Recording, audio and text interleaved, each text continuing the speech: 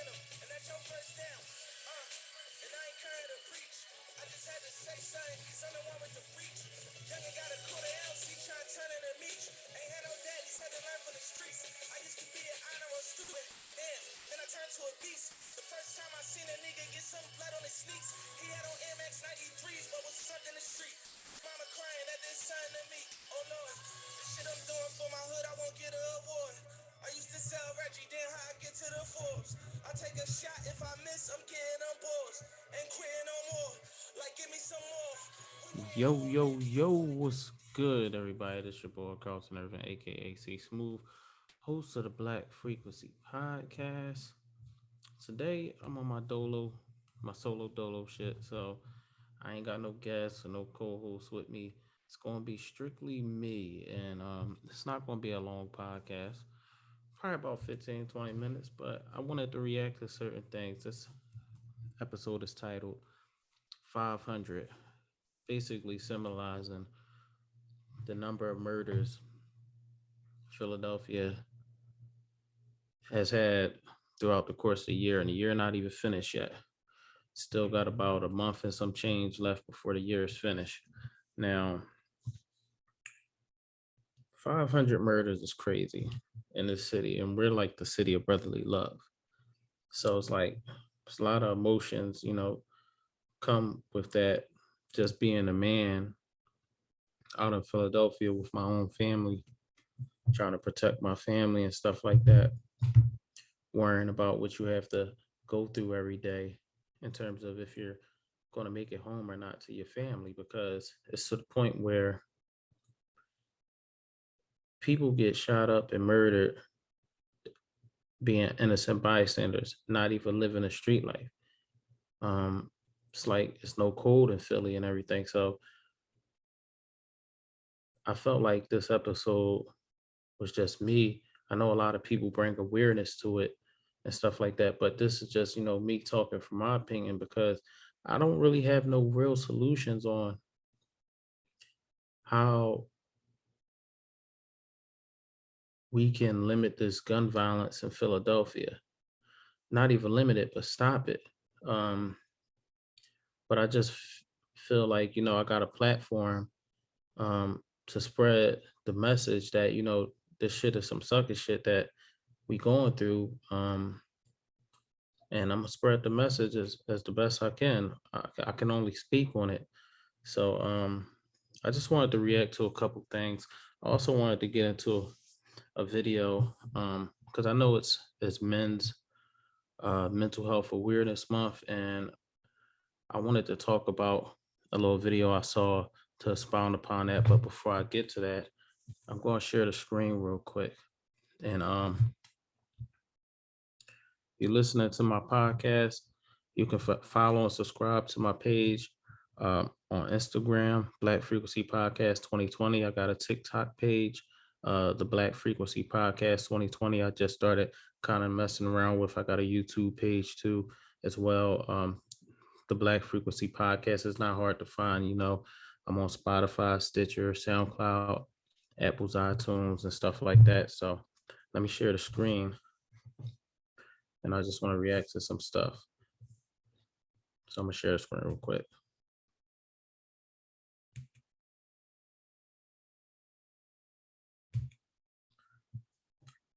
Okay, so just wanted to react to this thing real quick. Say Pennsylvania House passes bill to allow concealed gun carry without a permit. Now I wrote on this. They're trying to pass more of these laws around the United States where they know it's a lot of gun violence to have us keep killing each other. Tom Wolf said this bill would be vetoed when it reaches his desk, but you never know what happens in politics. Just real quick, this bill right here is dangerous. And if it indeed gets passed into a law, you giving more people the incentive to kill. Already in a city like Philadelphia, where a lot of black on black crime is running rampant, a lot of gun violence is already relevant. Like when I decided to do this episode, it was after I read about the 500 uh, murders in Philadelphia, so I titled it 500. And like when I'm doing this episode now, like a day later, I think it was another murder. So I think, if I'm not mistaken, we're at 501. A guy got killed.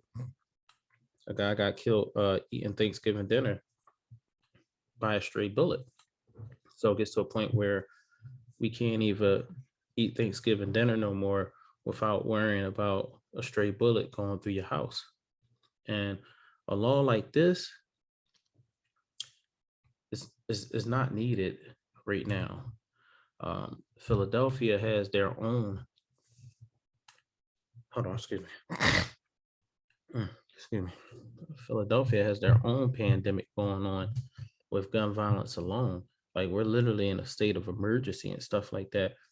People that live in urban neighborhoods such as myself, it's nerve wracking. It's nerve wracking just knowing that you have children, just knowing that anything can happen. There's even little kids out here getting hit and stuff like that, and they don't have nothing to do with some of the certain stuff.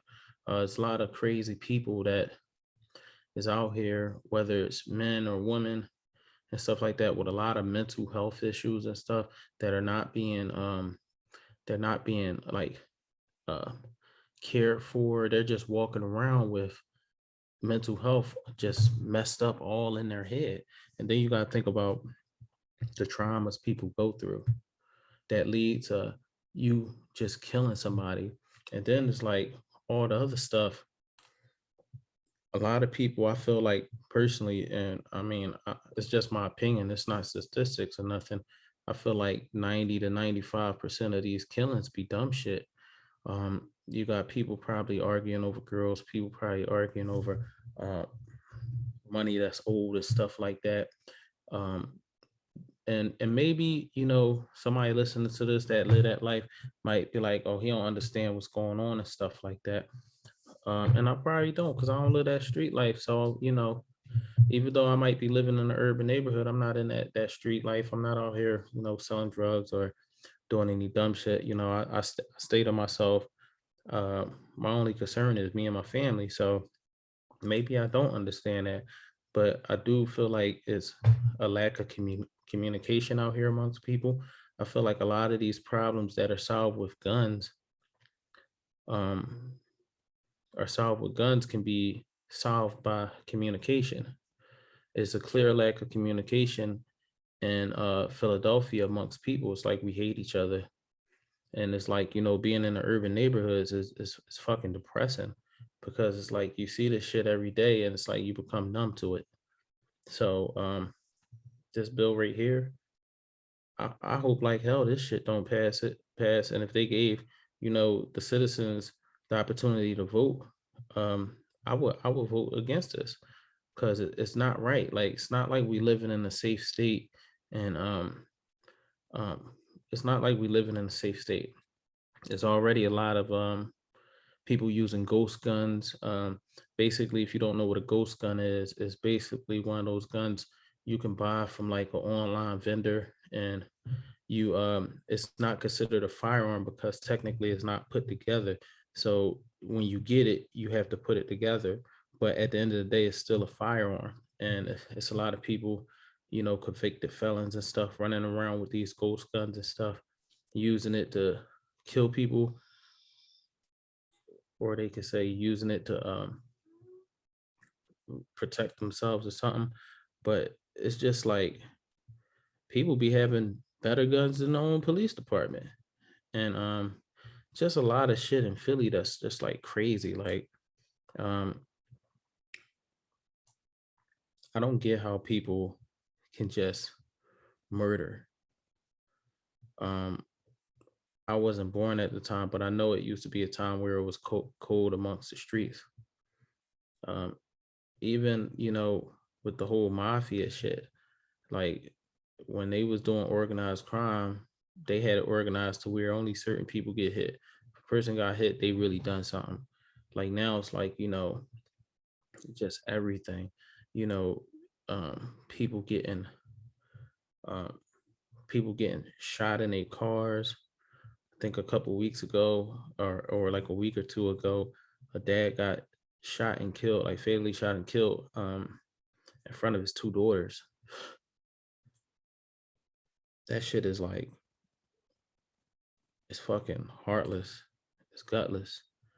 Um, I don't know what these people be doing, or I don't know if maybe it was just the wrong person, but at the end of the day, if you believe in a higher power and stuff like that, you're going to be judged and everything. So people out here killing each other, and I'm not perfect.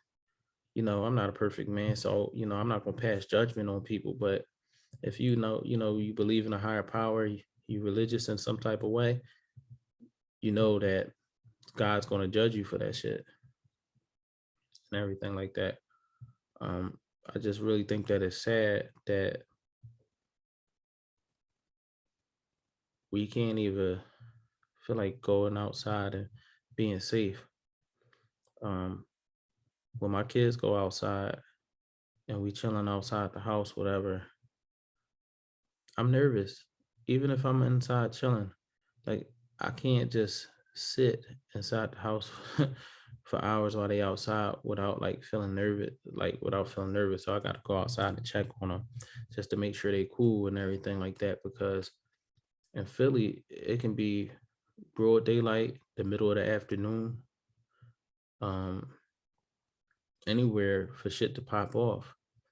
And the block I live on is it's a nice block in terms of the older people that lived there for years and stuff. Everybody's respectful, but like everything around us is like crazy. So it's like just being in Philly, like it's crazy because like even right now, like probably hear it in the background, but I'm up here shaking just talking about this topic because it's just like so many emotions when you talk about gun violence and all these people dying and stuff. Moms and dads losing their children, family members losing their cousins, their nieces, their uncles, their nephews, whatever. 55-year-old lady was gunned down a couple days ago. Don't make no sense. Um, Girl was shot and killed coming out of her baby shower. That shit is sad. And I know Philly not the only place that's going through crazy amounts of gun violence and stuff like that. So it's just like, for them to be trying to pass a law like this, um, I'm up here like, who the fuck is trying to pass this law? Do you not see what's going on?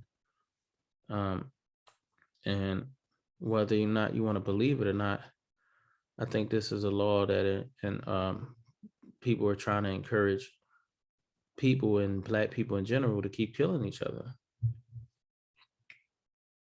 As black people, we have to look at this shit and see where the trap is. Like, this is a trap.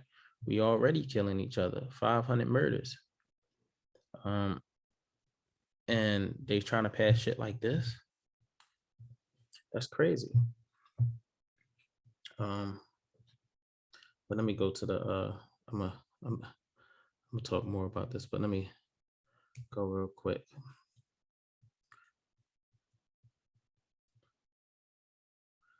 I should have put this one up, but you already know basically, say Philadelphia hits grim record of 500 homicides as leaders stress the victims are more than numbers. And they're right. The victims are more than numbers. They're human beings that at a stage in their life got their life taken away, whether they're older individuals, younger individuals, they got their life cut short because people running around feeling like they're the judge, jury, and executioner. And it always makes me nervous to talk about a topic like this, especially because you come face to face with your own morality in a sense because nothing is promised. Um, I can be here right now and be gone tomorrow, and even with this, like go through Philly, you drive through Philly, you take the train, commute, whatever you do, you try to go out into the public with a positive mindset. And but it's nerve wracking because being in Philly, you know that shit's not guaranteed for you to come back home. I'm not even a street nigga, and I don't do that street shit, but I know that it's not a guarantee that I come back home every day, especially when you got 500 homicides. I can be walking down the street or I can be driving and somebody mistakes me for somebody. The next thing you know, I get gunned down or somebody starts shooting, straight bullet go through my car. It can be over. And then, what if I have my children in the car with me? My children are at risk too. So, like, you know, I don't know if this podcast episode is going to change anybody's life or any mindset, but I hope it do. I hope that it reaches a person that is living that life in the streets. They don't, they doing what they doing, whatever. I hope it reaches them and gets them to change their outlook on certain things because killing is a senseless thing. And no matter what the beef is, understand their everybody have their reasons for doing things. Like, and everybody say like, now people do like do stuff like, if they do something to my family or something, I'm killing whatever. And I get that. But the killing is just like a endless cycle. It really is an endless cycle that seems like it'll never stop. Like, I'm nervous because we had 500 murders and stuff like that.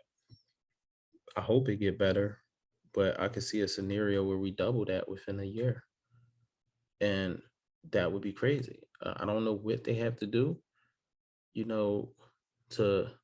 I feel like the community has to come together, and I do feel like us as Black people, I feel like we speak on this, and it's but it's just not getting heard. I feel like the community has to come together, just Black people and the city in general.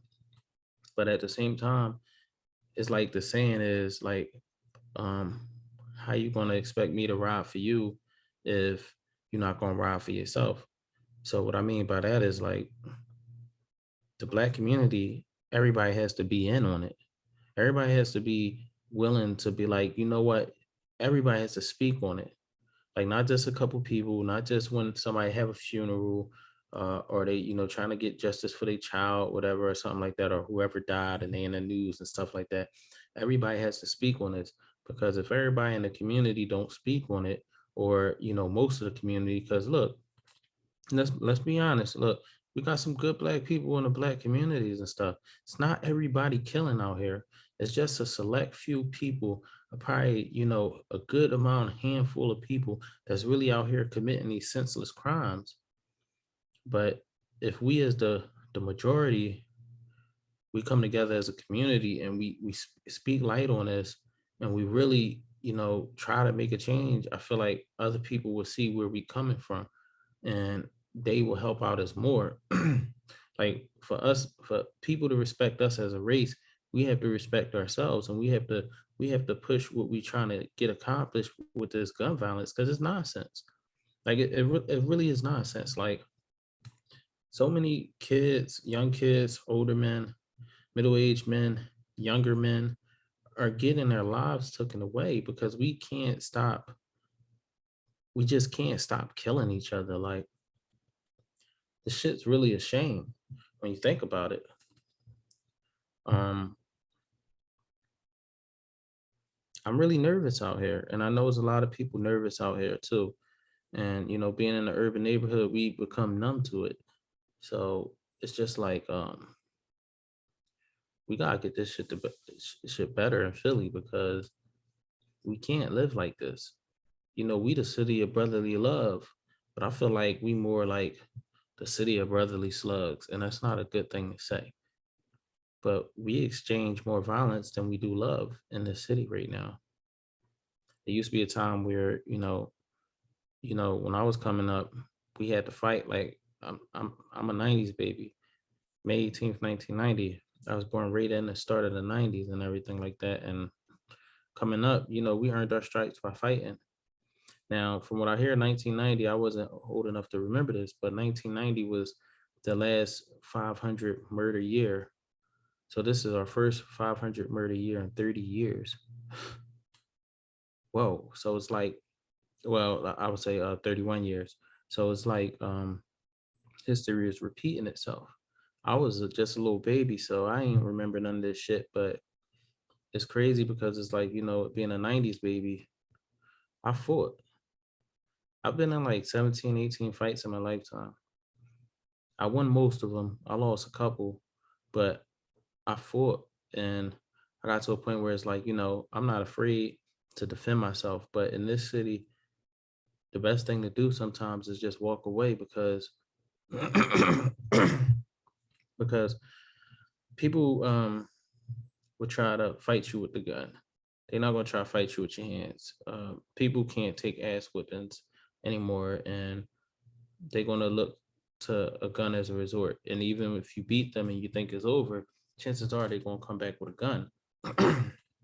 Used to be a time where the most that can happen to you when I was coming up is you get jumped. Like you'll be walking across the street, you see a group of people, group of dudes.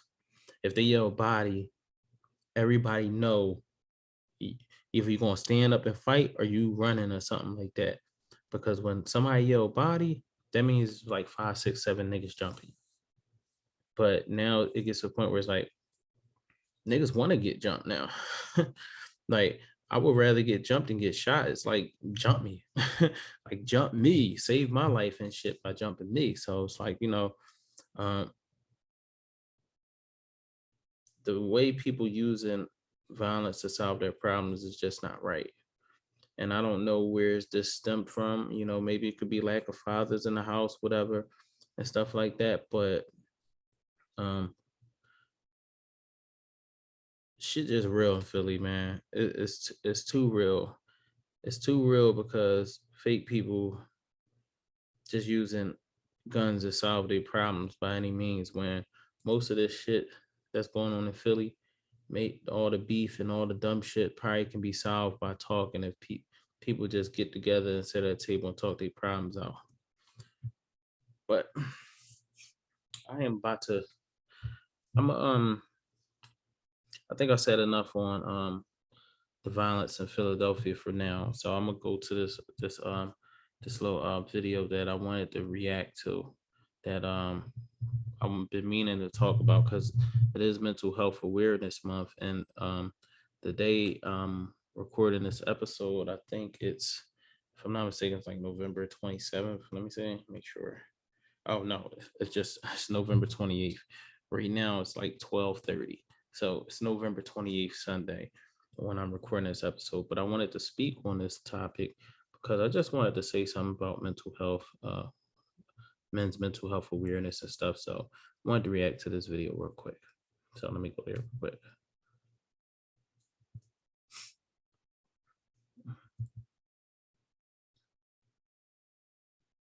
I saw this video on the Breakfast Club.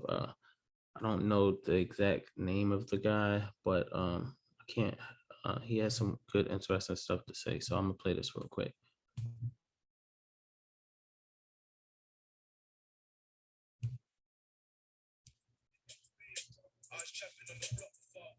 No, hold on.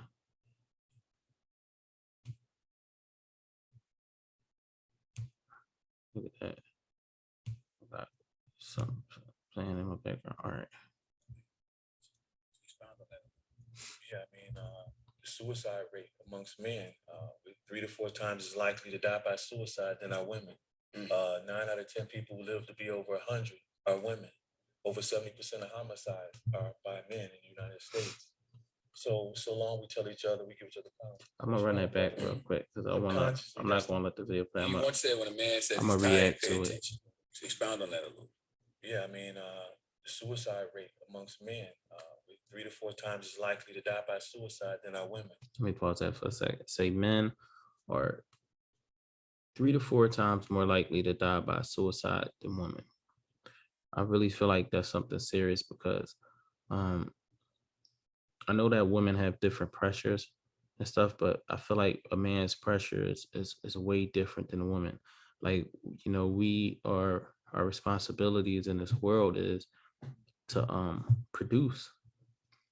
We have to produce and we have to, reproduce, but we are the protectors of this world. We're the builders of this world. And as you know, in today's society, it's not catered to the man's feelings and how we think and what we're going through. A lot of men out there are going through a lot of different struggles in their life, and it's bottled up because we don't always have the outlets, or even when we do have the outlets, we don't necessarily go there because we feel weak. Um, we either feel weak or we're told we got to be strong. Um, so it's a lot of stuff, a lot of people going through, people having suicidal thoughts. I'll be completely honest and completely vulnerable at this moment. Um, at times, I myself, I even had like suicidal thoughts, like not on a sense of I was going to act on it, but like a sense of like, yo, what if I just ended it all? Sometimes you wake up and you just don't even want to, you get the strength to go. You get the strength to do what you got to do, but sometimes you wake up and even sometimes during the day, you just be like, as a man, like, the fuck is this shit for? And that shit can, lead to thinking crazy shit. But you pat yourself on the chest, you talk to yourself like, yo, what the fuck is you thinking? Yo, and you just push through. And that's how most men handle it. But let me play a little more. 9 out of 10 people who live to be over 100 are women. Over 70% of homicides are by men in the United States. So long we tell each other, we give each other counsel. Stay strong, brother. They say 70% of homicides is by men. So 70% of the people that are murdering other people are men, murdered by men. And I do think that that plays a part in even what we seeing in Philadelphia. It's men murdering each other. And it just goes of our nature. Men are by nature, we're competitive human beings. We kill and take what we want. That's our true nature as men. No matter what the modern society is and how advanced it's become, men still take and men still kill. You know, that's just our nature, but our nature has contributed to all this shit going on. And I can tell you 70% of them homicides, men on men, like men killing men and shit like that, probably almost all of that is people with underlying mental health issues or mental health issues that haven't been diagnosed, but are not cared for and everything. So let me play a little more. Consciously, that's telling us when we're weak, we're not a man. Oh, hold on, hold on. I wanna. Subconsciously, that's telling us when we're weak, we're not a man. So long we tell each other, we give each other counsel. Stay strong, brother. Subconsciously, that's telling us when we're weak, we're not a man. You can't stay strong. I can just put the bar. The guy said something interesting in his video, and after I react to what I just heard, I'm gonna let it play a little longer.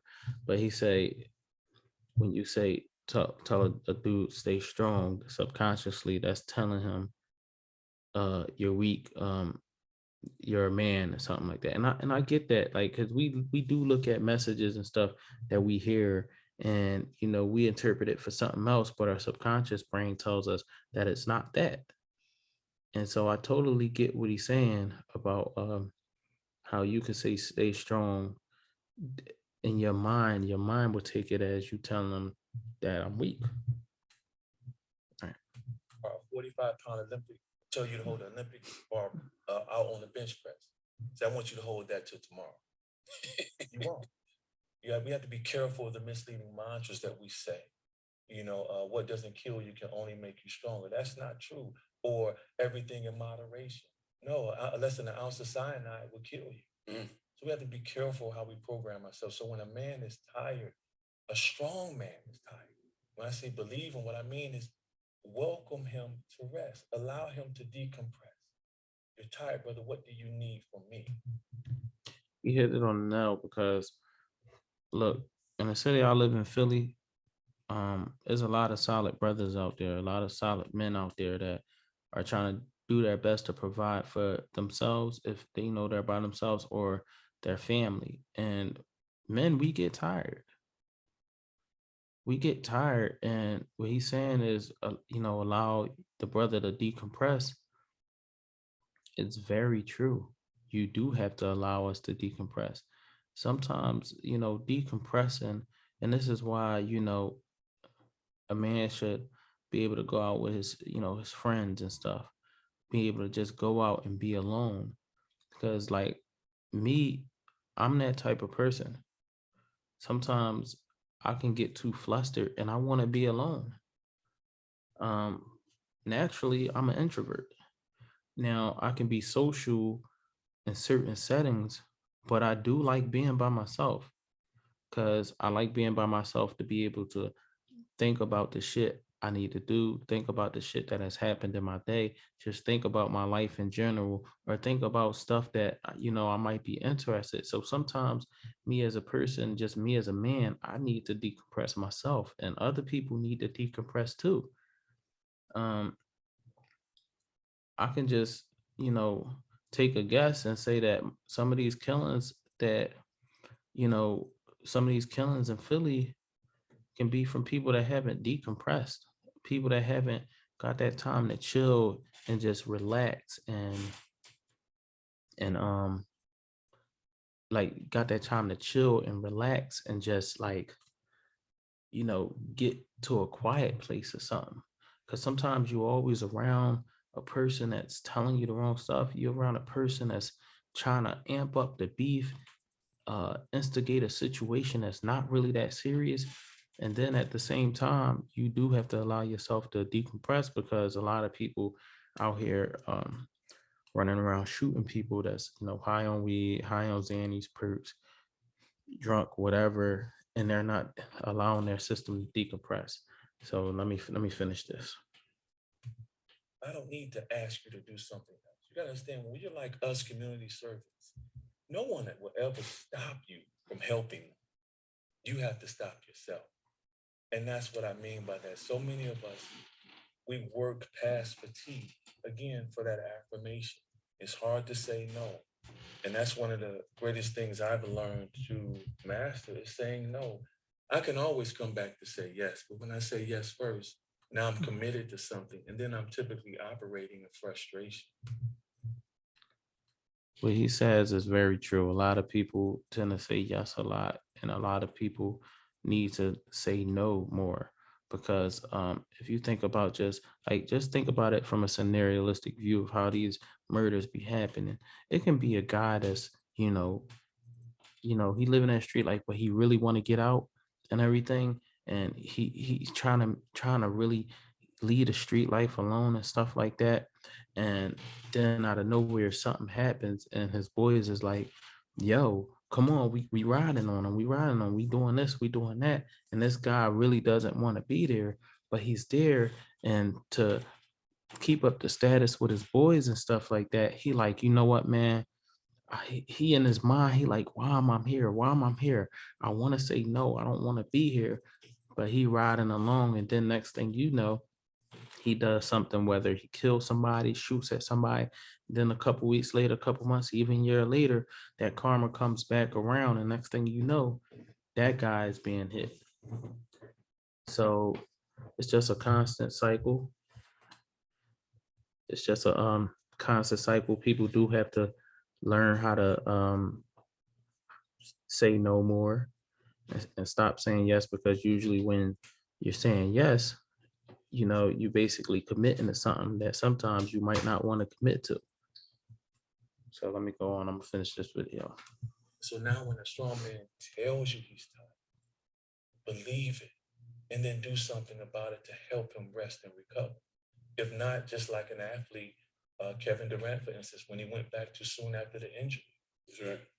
We go right back out after someone gets killed in our family. We expect life to be normal. My mother passed in 2016. I expect just to forget it and keep moving, and it still crushes my heart to this day. No, it takes time. One last thing, the guy said it takes time to recover from certain situations, which is very true. People experience a lot of trauma through their lives, but especially men, and we try to go and fight through it and tackle the world when sometimes we need to sit down and sometimes we need to really tackle the issues that's affecting us. So I definitely get what he's saying. It's like, you can't truly get over something if you haven't tackled the problem. Like, a lot of men, even myself, I admit I probably need to go to therapy a little bit to tackle some issues myself. And a lot of men should go to therapy. And I think that's what he's kind of really saying. It's like, yo, you need to sit down sometimes. People don't jump up and recover. We try to be so strong, but sometimes being strong gets us into situations. And a lot of problems that's happening with Philly is because people are trying to be so strong. Sometimes as a man, you do have to sit down and tackle the issues at heart and really look and reflect and stuff like that. And as brothers, we and sisters, we need to be patient and loving and understanding. And grieving is a lifelong process. Healing is a And you're right lifelong about that. process. And as We do need to always be say, more there's no understanding to point each of other. arrival. It's a constant state of evolving, becoming better, becoming better. Okay, that's the end of that video. But I really like that what he had to say. So yeah, this was episode 38 of the Black Frequency Podcast. I really had a good time. You once said when a man says he's tired, pay attention. I really had a good time really breaking this whole murder thing down. I really think that Philly, we gotta get it together.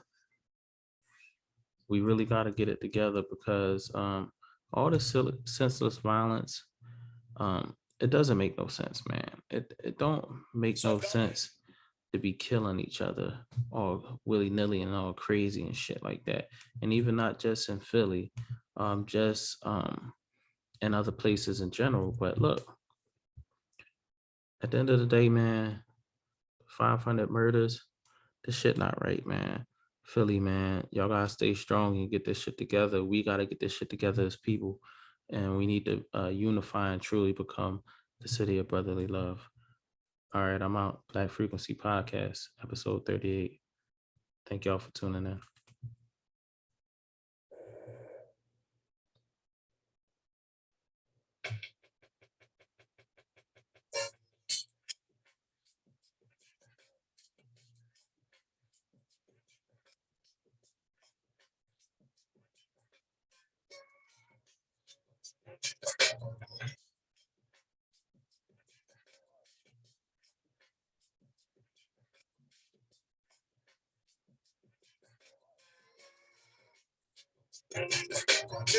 Salt corners with the boats and the bones. Watch up the store for the rolls. Talking straight forward, y'all. Got Uncle Zach smoking something blow up their nose to cope with it. It blows. They souls, holding their rolls. Corner sleeve souls open and close. Open for more, with nowhere to go. Rolling the trolls, they shoot your. They ain't knowing the code. By the foes, I was told the focus of bold. Got cousins with flows, hope they open some doors. So we can cop clothes and roll in the rolls. Now I roll in the O's with windows that don't roll. Down the roads with bars get broken and stole. These are the stories told by Stony Econ is grove. The world is